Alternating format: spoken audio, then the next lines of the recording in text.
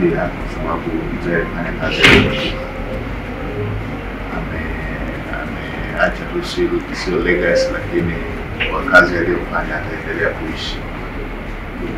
kuishi kupitia kesi zake alizozifanya,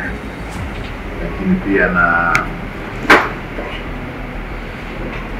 reforms alizozifanya ambazo zinaendelea kuishi mpaka sasa. Na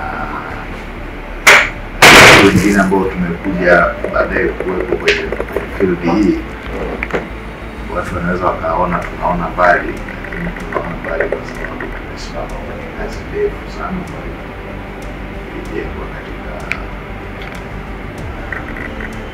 kupitia jitihada za zetu waliotangulia, akiwepo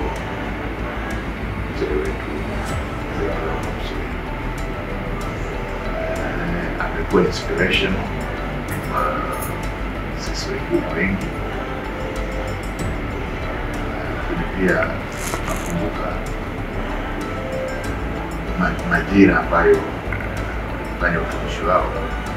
majira ambayo ndio yamelay foundation kwenye aspect zote za maendeleo ya nchi yetu ambayo tunaendelea. Ole mheshimiwa mbunge, sasa